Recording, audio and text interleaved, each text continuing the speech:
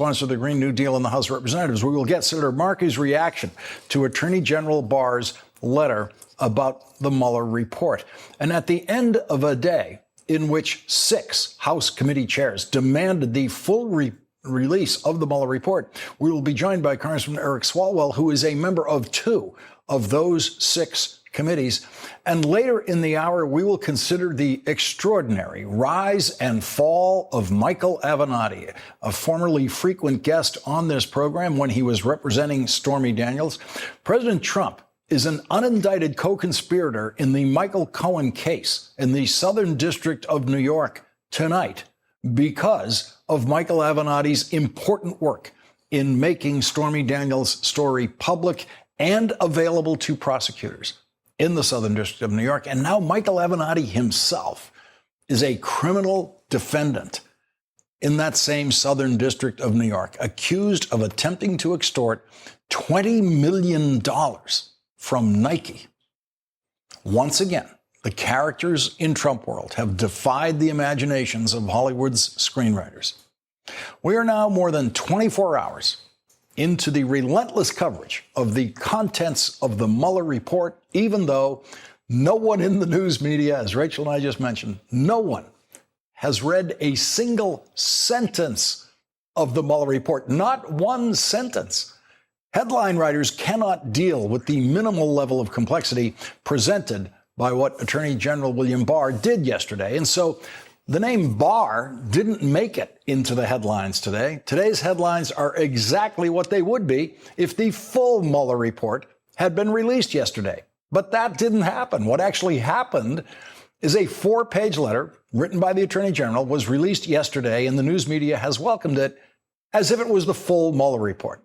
The Attorney General's letter, the Attorney General's letter does not quote a single full sentence of the Mueller report. It quotes 3 different sentence fragments, and it separately quotes the intriguing 2-word phrase, difficult issues. And now the William Barr letter has produced difficult issues of its own. That's why the leaders of those 6 House committees have demanded tonight that the Attorney General release the full Mueller report by next Tuesday.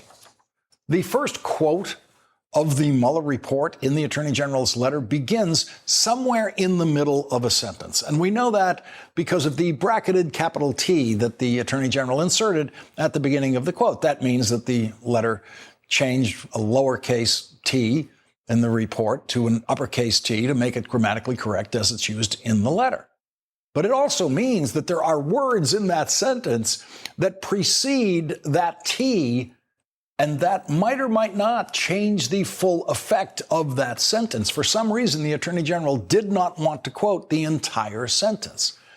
But what he did quote from the report says, the investigation did not establish that members of the Trump campaign conspired or coordinated with the Russian government in its election interference activities. That could also mean that the investigation did not establish that members of the Trump campaign did not conspire or coordinate with the Russian government in its election interference activities. We'll have to wait to see the complete Mueller report to know exactly what the investigation was able to find. We all know that a prosecutor's inability to find the evidence that someone committed a crime does not prove that that person did not commit the crime. It just proves that the prosecutor cannot find the evidence. That is a distinction that has been lost on most of the news media in the last 24 hours. The Attorney General's letter says that Robert Mueller did not reach a conclusion about whether President Trump committed obstruction of justice. The letter says, quote, the report sets out evidence on both sides of the question and leaves unresolved what the special counsel views as difficult issues of law and fact concerning whether the president's actions and intent could be viewed as obstruction. The special counsel states that while this report does not conclude that the president committed a crime, it also does not exonerate him. But nothing could stop Donald Trump from saying that it does exonerate him. It's complete exoneration, no collusion, no obstruction. Thank you very much. Exoneration, that's exactly what it isn't. So there's the president of the United States at a very important moment in his presidency, deciding once again that the best thing for him to do is lie. The best thing for him to say about the Mueller report is to lie about it. Donald Trump's own attorney general wrote a letter quoting the Mueller report, saying that the report, quote, does not exonerate him. And President Trump immediately decides to lie and say that it does exonerate him. And most of the news media does not think that it is big news that the president lied about the Mueller report and lied about his own attorney general's letter about the Mueller report. The attorney general's letter does offer a shadowy peek into the Mueller report's evidence of obstruction of justice. The attorney general said that the evidence of obstruction of justice includes, quote, actions by the president, most of which have been the subject of public reporting. Some of that public evidence, no doubt, includes former FBI Director James Comey's descriptions of President Trump asking him to drop the investigation of Michael Flynn, as well as President Trump's interview with NBC's Lester Holt when he said that he thought about the Russia investigation when he was firing James Comey. But according to the Attorney General's letter, there is other evidence of obstruction of justice by the president that none of us know anything about, none of us have ever heard about. And the only way for us to know about it is for the Mueller report to be delivered to Congress in full. So even though Special Counsel Robert Mueller was unable to reach a conclusion about obstruction of justice by the president, the Attorney General announced in his letter that over the course of the weekend, in consultation with Deputy Attorney General Rod Rosenstein, quote, I have concluded that the evidence developed during the special counsel's investigation is not sufficient to establish that the president committed an obstruction of justice offense. And so the Attorney General, who was chosen by the president to replace the Attorney General who the president fired because the president felt his first Attorney General did not protect him enough, that new Attorney General, who the president selected specifically because the president believed his new Attorney General would protect him, that's the person who has decided that the evidence is, quote, not sufficient to establish that the president committed an obstruction of justice offense. Not sufficient evidence is not the same thing as saying the president did not commit obstruction of justice. The Attorney General is simply saying that it could not be proved beyond a reasonable doubt, in his view, that the president committed the crime of obstruction of justice. That is the best, the very best that William Barr could do for Donald Trump. The Attorney General's letter might have been an honest attempt to release as much useful public information about the Mueller report as he could in the first 48 hours that the Attorney General had possession of that report. That might be what the Attorney General's 4-page letter really is, an honest attempt at as much public disclosure as possible, as quickly as possible. But it's odd. It's odd that the Attorney General decided to tell us the special counsel issued more than 2,800 subpoenas, executed nearly 500 search warrants, obtained more than 230 orders for communication records, issued almost 50 orders authorizing the use of pen registers, made 13 requests to foreign governments for evidence, and interviewed approximately 500 witnesses. But as Ari Melber so ably pointed out in his coverage of this, superb coverage of this last night on this network, the Attorney General didn't tell us something as simple as how many pages there are in the report. Is it 50? Is it 500?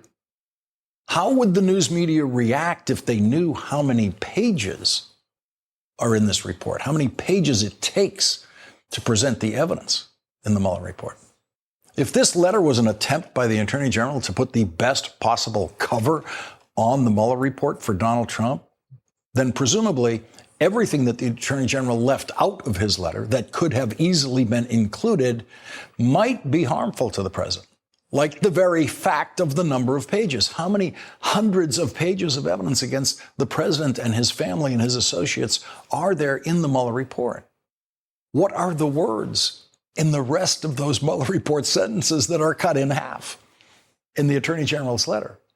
And in a report that does not exonerate the president for anything, how much evidence is there, if any, implicating the president and his family and his associates in possible criminal activity that none of us have ever heard of, that no one has ever reported on before?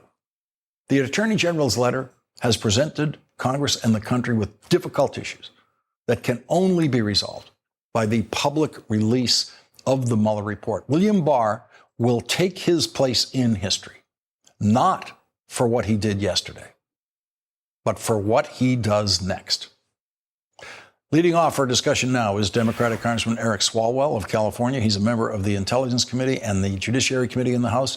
Also joining us, Joyce Vance. She's a former federal prosecutor and a professor at the University of Alabama Law School. Congressman Swalwell, let me start with you and your reaction to what you have read in the Attorney General's letter about the Mueller report. Good evening, Lawrence. We need to see the Mueller report, not the Barr opinion. And for an investigation that took nearly 2 years, where 37 indictments occurred, 6 guilty pleas, 199 counts, and also 2,800 subpoenas, 500 search warrants, we only heard 84 words from Special Counsel Mueller in Barr's 4-page letter. And so while the president may take a victory lap, I think you have to step back and wonder if your best day as president is the day that you were informed that you are not criminally going to be charged as a crime. What does that tell us? And just because he is not a criminal colluder, there's a lot more that we need to know from a counterintelligence standpoint as to whether there is evidence of collusion from the president, his family, his team, his administration. And on an obstruction of justice point, we are intending to see the full report because we have a responsibility in Congress. If the president's appointed attorney general is going to clear the person who appointed him, the subject of the investigation, well, he's not yet cleared by a constitutionally equal branch of government, Congress. So we're demanding that by next week, we see the full report. And the president's outnumbered if he wants to stop us from getting it because we have the subpoena power. And we have a judiciary now, Lawrence, that will back us up using the precedent from the Nixon-Watergate era. And so, Congressman, assuming this comes down to the point of requiring a subpoena, your committees have given the Attorney General a deadline of Tuesday of next week to deliver the full Mueller report. You're also asking for the underlying investigative materials, but your demand allows him to take longer on delivering that. Do you have are there any indications at this hour tonight about how the Attorney General is going to respond to the demand of the Tuesday deadline next week? No indications right now, Lawrence, but what we do have is 420 Democrats and Republicans who just 2 weeks ago voted in a 420-0 voting that we should have the full Mueller report. And the reason that we want this again is it's for transparency. And if the president truly is exonerated, he wouldn't have a problem at all with the public seeing the full Mueller report. But I imagine, just as we've seen in public view, that when the Mueller team interviewed these individuals in private, when they looked at emails, when they looked at bank records, when they looked at financial records, that there was concerning conduct. And we're going to do our job and find out just exactly what that is.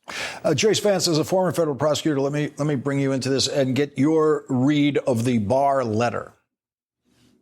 Well, it seems like the Cliff Notes version of the much longer Mueller report. And the problem is we don't know how accurate it is. And that may not necessarily be a reflection, frankly, on the Attorney General. He tried in a very short period of time to synthesize what looks like it's very lengthy materials just based on his recitation of how many subpoenas, how many pen registers, how many grand jury witnesses this investigation included. So the whole point, I think, of what the congressman is saying is that the Cliff Notes here do not suffice. And if the American people are going to have confidence in this result, maybe confidence in this Attorney General, then it's critical that he do everything he can to give the entire report and all of the underlying evidence at a minimum to Congress, but certainly to the American people, too, as much as that's possible. Well, let's listen to former Attorney General Eric Holder's view of Attorney General Barr's decision to take it upon himself to decide that the president, there wasn't sufficient evidence that the president committed obstruction of justice. Let's listen to this exchange with Ari Melber today. When Barr in his letter suggests this is up to him? Is he right or wrong about that? I think he's wrong. I mean, I think he is taking on to himself a role that has not typically been used by people in the position that Bob Barr has had. He's certainly departing from those precedents, and I would say he's acting in a way that's inconsistent with the best practice. It would seem to me that having received the information in the way that he did from Bob Mueller, that Attorney General Barr should have taken that information and then, packaged it in the appropriate form and sent it to the House for consideration. Congressman Swalwell, your reaction to that? Well, we know that Barr applied for the job, sending an unsolicited letter to the Department of Justice that his belief was that a president like Donald Trump in this situation could not obstruct justice. That's why he was given the job. He never should have been confirmed, or he should have had to recuse for that reason. But it really baffles me, Lawrence, that the special counsel who was appointed because you had a conflicted political appointee tied to the subject of the investigation was not able to make a decision around obstruction of justice. I do want to learn a lot more about that. I ultimately, like most of the country, I'm going to accept what Bob Mueller finds. I just think we actually need to hear it from Bob Mueller and will not accept it or have legitimacy if all we hear from is Attorney General Barr. Trace Vance, do you have a theory to untangle that? Why the special prosecutor would come to a point where he just couldn't make a determination and then hands that determination to the Attorney General? So I think it's difficult, frankly, for us to know that without seeing the entire report and hearing his version of why he did it. But one very logical assumption that we can make is that Mueller would have assumed that he would not be indicting the President of the United States because of existing DOJ policy. That doesn't mean that the president is unaccountable. The accountability for the president constitutionally is given to Capitol Hill, to Congress to decide. So Mueller may have assumed that his best practice here was to tee up the issue for Congress, not to prejudge it, but in a Watergate style to lay out the evidence on both sides and then get that onto the ultimate decision maker. That may turn out to be correct or not, but it's, I think, the strongest possibility that sort of jumps out at us. Congressman Swalwell, do you expect the Judiciary Committee that you serve on in the House to hear from both Attorney General Barr and Robert Mueller? I do. I don't want to speak for our chairman, who I think is leading us in a really judicious way right now. But I do think ultimately we will have to hear from Special Counsel Mueller. And Lawrence, let me just assure your viewers, we are going to see every word, every period, every comma of this report. It may not happen as fast as we like, but the American people, when they put a new majority in the Congress last November, they put a balance of power over these outrageous abuses of power we saw for 2 years. So we're going to see it. The president's outnumbered, and I'm confident that once we see it, we will be able to do what we have to do to protect the rule of law in this country. Elections matter. They matter in so many ways, and the statement you just made is yet another example of how elections matter. Congressman Eric Swalwell, thank you very much for leading us off tonight. Really appreciate it. And Joyce Vance, please stay with us for more discussion later in the hour. And coming up in this hour, today in the Senate, Republican leader Mitch McConnell blocked Senator Chuck Schumer's effort to get a vote on a resolution to make the Mueller report public. Democratic Senator Ed Markey will join us on that and other issues. And at the end of the hour, we will begin a new segment from the campaign trail, listening to the presidential candidates in their own words. Hi, it's Katie Tur. Want to keep up with MSNBC while you're on the go? Subscribe to the MSNBC Daily Newsletter. You'll get the best of what you've missed during this unprecedented era of news. Text MSNBC to 66866 to subscribe. President Trump has not been exonerated of anything, and individual one is still in a lot of legal trouble. Donald Trump is an unindicted co-conspirator in the Michael Cohen case in the Southern District of New York, where federal prosecutors have referred to the president in their filings as individual one. Federal prosecutors in New York very clearly accuse the president of not just committing crimes with Michael Cohen, but specifically directing Michael Cohen to commit crimes. They say that Michael Cohen committed his crimes, quote, in coordination with and at the direction of Donald Trump. The Southern District of New York is also investigating President Trump's inaugural committee and what it did with the $107 million in donations that it has not accounted for. And then there is Congress's responsibility to continue its investigations. Consider this point made by our next guest, David Frum, in The Atlantic. The 2016 election was altered by Putin's intervention, and a finding that the Trump campaign only went along for the ride does not rehabilitate the democratic or patriotic legitimacy of the Trump presidency. It's up to Congress to deal with this threat to American self-rule. Joining our discussion now is David Frum, a senior editor for The Atlantic, who most recently wrote the question the Mueller report has not answered, and Jill Wine-Banks, former assistant Watergate special prosecutor and an MSNBC legal analyst. And Jill, I want to start with you on your reaction to William Barr's letter, what you see in it. Well, one, I'm very surprised at Mueller supposedly not making a decision and of Barr making that decision. The only thing that makes sense to me is that Mueller intended for the decision to be made by Congress, much like happened in Watergate. We did not indict. We issued a report of the facts. We summarized the evidence. That's really all the pages of it were mostly just an appendix listing the transcripts we were attaching. And we sent it to the Congress for them to make the decision because it was a political judgment that needed to be made. And that makes sense to me. It does not make sense that a special counsel who's supposed to be independent of the Department of Justice would let the Attorney General make that decision. So that's the first thing that occurs to me. The other is that he is not exonerated. He, the president, has not been exonerated of either charge. Even if it was clear, of course, they said he was exonerated, that they weren't bringing charges on the conspiracy or cooperation with Russia, that's still not saying that he is innocent. Even a not guilty verdict after a jury trial does not make you innocent. It means that the evidence may have failed, but not that you are innocent.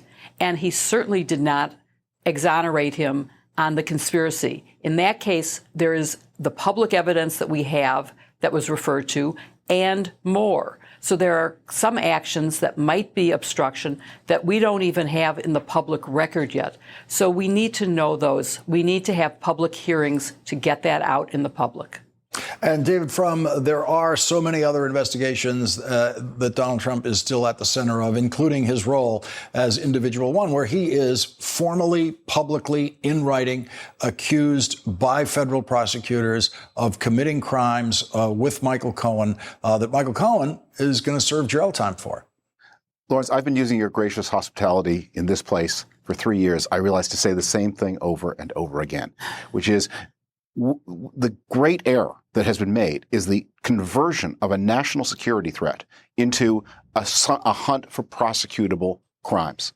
And the thing I've said over and over again is even if it had turned out that there was a conspiracy between Trump and the Russians, which according to Bill Barr's redaction of the Mueller report, there isn't evidence for, even if that were true, it's not necessarily clear to me that even that would be a prosecutable crime. This is a very legalistic country.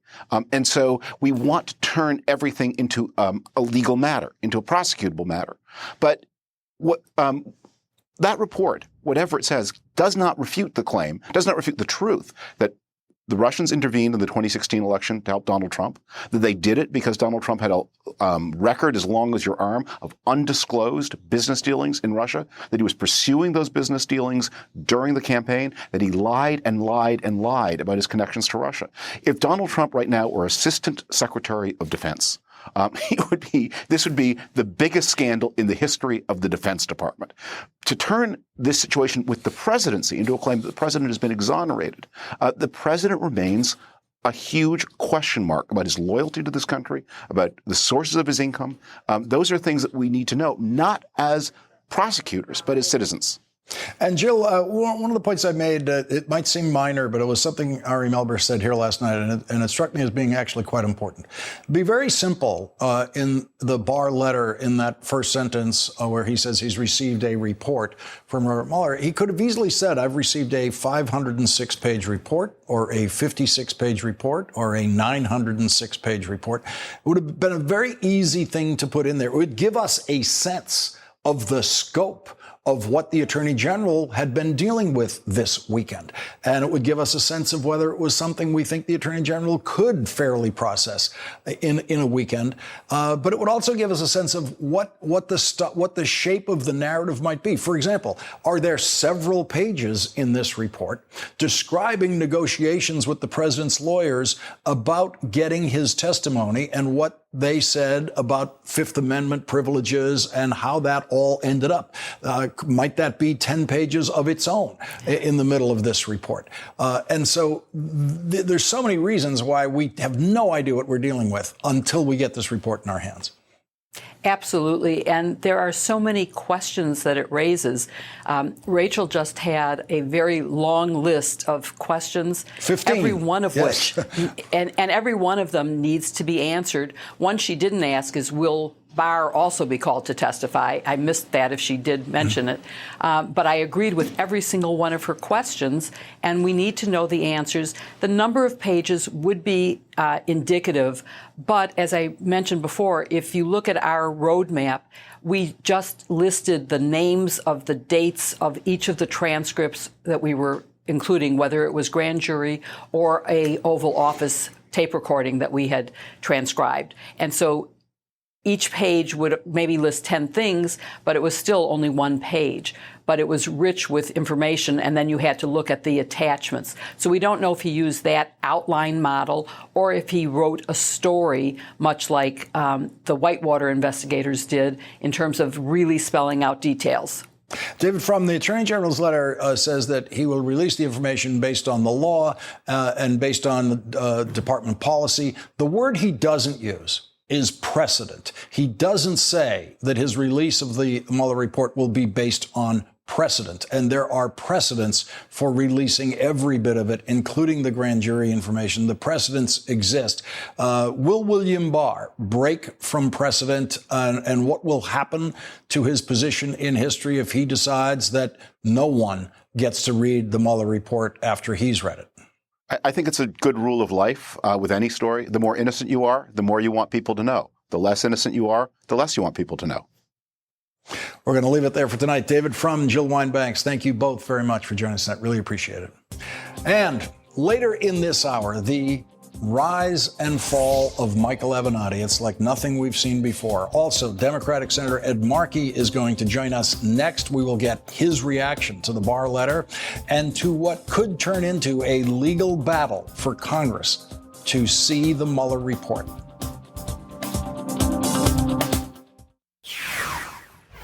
Republican Senator Lindsey Graham, the chairman of the Senate Judiciary Committee, said he spoke to Attorney General William Barr today and that the Attorney General has agreed in principle to testify to the Senate Judiciary Committee about the Mueller report.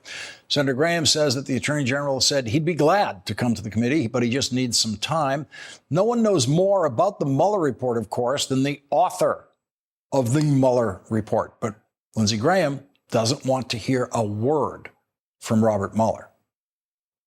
What about Mueller? No, we're not going to turn this into a circus. I don't see any reason to do that. Quite frankly, he's had 2 years to work on the report. He's turned it over to the Attorney General like the law requires, and that's enough for me. Today in the Senate, Chuck Schumer asked for a vote on the resolution that passed the House of Representatives 420 to nothing, which calls on the Attorney General to release the full Mueller report to Congress. But Majority Leader Mitch McConnell blocked that vote. Joining our discussion now is a member of the United States Senate, Democratic Senator Ed Markey of Massachusetts. He's on the Foreign Relations Committee, and he's the co-sponsor of the Green New Deal. Senator Markey, thank you very much for joining us tonight. And I'm hoping we can squeeze in a word about the Green New Deal at the end of our discussion. But let me begin with your reaction to the Attorney General's letter. Well, of course, it's absurd because, it took 2 years to put the whole report together. And then in 2 days, William Barr decided that there was no obstruction of justice. But he had already preceded that last June when he wrote a 19-page letter to the Justice Department saying that it would be grossly irresponsible for Robert Mueller to make a finding that there was obstruction of justice, even though we now know that Mueller believes that there's evidence on both sides of that question. And so William Barr was clearly compromised once he wrote that 19-page letter saying that it would be wrong to make that decision. So this whole report has to be made public. The Congress has to have it. The American people should be able to read it. And they should know everything that Robert Mueller was able to find. And then the American people can make up their own mind as to whether or not there was obstruction of justice. But the last person who could make that decision objectively was William Barr, the Attorney General of the United States. We just heard from Congressman Eric Swalwell, a member of the House Judiciary Committee, that he expects the committee to hear from both the Attorney General and Robert Mueller. We just heard from the chairman of your Senate Judiciary Committee that he doesn't want to hear from Robert Mueller. He actually used the word circus to describe hearing from the special prosecutor. Let's listen for a moment what former Attorney General Eric Holder said about the possibility of Robert Mueller testifying. Bob Mueller's testimony before the House, the examination of the report is so critical. It seems hard for me to imagine that Bob Mueller asked Bill Barr to do this. That seems, because that would be Bob Mueller shifting the responsibility for making the call to the Attorney General. And that's just not the way in which Bob Mueller is wound. Senator, that seems like the most obvious case for the Mueller testimony is here's William Barr's interpretation of Robert Mueller's findings. What does Robert Mueller say about that? Well, look at where we are on this case is that the reason Mueller got the job was to keep partisanship out of the investigation.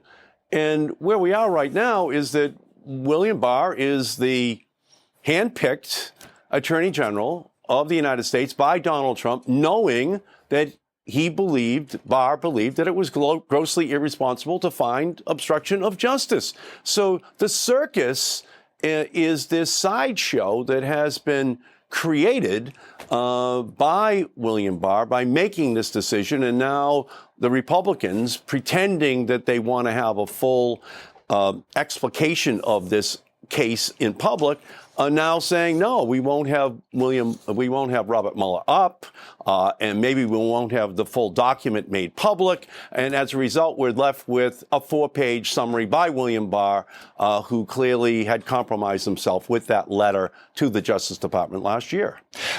Chris Hayes is going to have an hour on the Green New Deal at the end of this week on Friday night at 8 o'clock on this network. I want to just give a preview of that on one point that I've heard you speak about, because the Green New Deal takes at least an hour to cover the tip of the iceberg of it. But one of the things that's essential, that's a component part of it, is a jobs program in effect in the new technologies, in the new energy technologies, solar, for example. And there's a chart that I know you've used many times. We're going to put up on the screen now that shows the coal mining jobs versus the wind power jobs, solar power jobs, and the solar just dwarfs. It just dwarfs the coal mining jobs in this country, and that is a case that I have not heard effectively publicly made for the Green New Deal and for these kinds of policies. And you're putting your finger right on it. There are now 350,000 wind and solar jobs in the United States of America. They're mostly blue-collar jobs. They're electricians. They're roofers. There are 50,000 coal miners in our country. There were 50,000 solar jobs created just in 2016 alone, the equal of all coal jobs in our country. So what we have here is a job creation, blue-collar job creation engine, which has been created. And the objective of the Green New Deal is to supercharge that job creation, to create millions of jobs so that we can save all of creation by engaging in massive job creation. And we want to do this in a way that creates jobs across the board for people all across this country. And what Donald Trump and what the Republicans in Congress are doing right now is siding with the Koch brothers, siding with the oil industry, because they believe that it's an existential threat to their business model. at the same time that the United Nations scientists have said that climate change is an existential threat to our planet. So those are the stakes. And the line in the sand has been drawn, and we're ready to have this fight over the Green New Deal. That's why I introduced it with Congresswoman Alexandria Ocasio-Cortez. It's going to be intergenerational. It's going to be something that has sharp political edges to it, and we're welcoming this fight. Lawrence, we think in 2020, this is going to be one of the top 3 issues, along with health care and job creation in our economy, and we're ready to take it on. Senator Ed Markey, I know no one in the Senate has been working harder on these issues than you have. Thank you very much for joining us tonight. We hope to have you back. Thank you so much. Thank you. And coming up, the extraordinary, and I mean extraordinary, rise and fall of Michael Avenatti.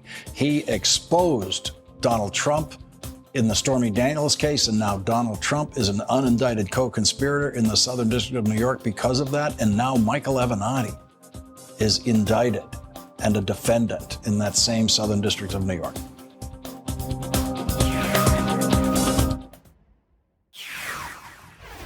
The rise and fall of Michael Avenatti is like nothing we have ever seen. As Stormy Daniels' lawyer, he took on the president of the United States and exposed Donald Trump as lying relentlessly about his relationship with Stormy Daniels. And in the end, because of Michael Avenatti's advocacy for Stormy Daniels and pushing out the truth of the Stormy Daniels story, Donald Trump became an unindicted co-conspirator in the Michael Cohen case in the Southern District of New York, where Michael Avenatti has now fallen. Michael Avenatti was arrested today and charged with extortion, wire fraud, and bank fraud in 2 separate cases brought by prosecutors in the Southern District of New York and in California. Prosecutors in Manhattan say Michael Avenatti tried to extort millions of dollars from Nike. He allegedly told lawyers for Nike last week that he would release damaging information about the company at a press conference unless he was paid $15 to $25 million and unless his client, a youth basketball coach who had the damaging information, was paid $1.5 million. Avenatti's threats were allegedly recorded as part of the investigation. As Avenatti threatened in one recorded meeting, if the company did not meet his demands, the company might die, but if not, it was, quote, going to be inflicted with cut after cut after cut after cut. Avenatti made clear that he was approaching the company at a time intended to maximize the potential financial damage of such a press conference, namely on the eve of the annual NCAA tournament and the company's quarterly earnings call.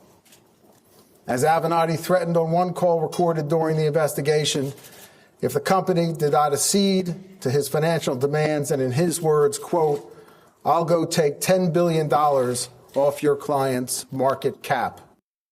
And in an unrelated case, Michael Avenatti was also charged today with bank fraud and wire fraud in Los Angeles. Prosecutors say he fraudulently obtained more than $4 million in loans by submitting false tax returns to a bank, and that he embezzled money from a client's settlement to cover his own expenses and debts. Michael Avenatti was released on $300,000 bond tonight. Former U.S. Attorney Joyce Vance will join us after this break to consider the extraordinary rise and fall of Michael Avenatti. When Michael Avenatti first emerged publicly as Stormy Daniels' lawyer, he said he was highly confident that the truth about Stormy Daniels and Donald Trump would come out, and he was completely right about that, and he forced that truth to come out. And now Michael Avenatti is a criminal defendant in the Southern District of New York, and today, after he left the courthouse, standing out there outside the courthouse, he once again claimed to be highly confident, this time confident that he would demonstrate he was not guilty of those charges today. Back with us, former U.S. Attorney Joyce Vance. And Joyce, I've never seen one like this. This is extraordinary malfeasance by a lawyer. It's the kind of stuff that's so easy to be caught doing. It's the kind of stupidity, if true, that is hard to believe that any kind of alert lawyer would engage in. But take apart both of these cases if you can. The Nike case of the $20 million in extortion, and then basically a client abuse case in Los Angeles.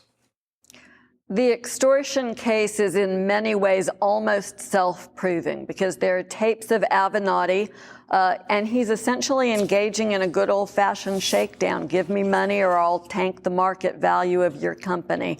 So that would appear to be very straightforward. Of course, the devil is always in the details, but the Southern District of New York has a track record with putting together this kind of evidence, and they'll have known what they were about in bringing this. The case in California is a little bit more sophisticated. These sorts of fraud cases always involve difficult issues of intent, as we've learned during, watching much of the Trump-related work that's going on in the Southern District of New York. But the key here is that that case will hinge on the submission of falsified tax records to banks as part of the effort to execute this scheme. And the thing about those sorts of documents is either they're falsified or they're not. Prosecutors will have them in hand. They will show them to the jury. Again, these seem like charges that they would be fairly confident they had locked down before they would bring them. So despite the fact that Avenatti has said that justice will be done, I think justice may look a little bit different than how he expects it to look. And Joyce, it was a very fast-moving case in New York. The FBI got a call from Nike in the middle of the week last week, and here we are, and indicted Michael Avenatti tonight. Joyce Vance, thank you very much for joining us tonight. Really appreciate it. Thanks. And when we come back, the candidates will speak for themselves. At the end of this hour, we will start our first last word from the campaign trail.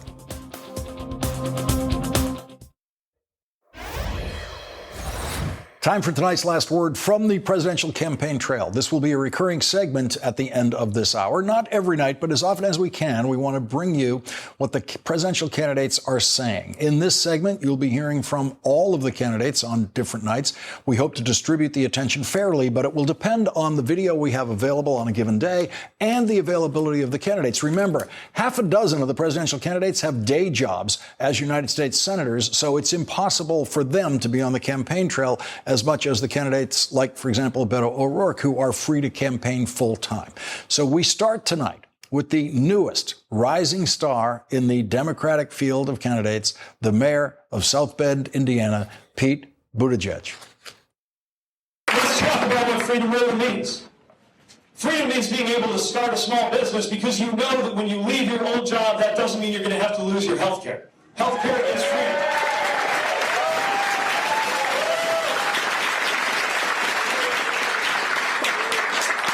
Freedom means that your reproductive health is up to you and not to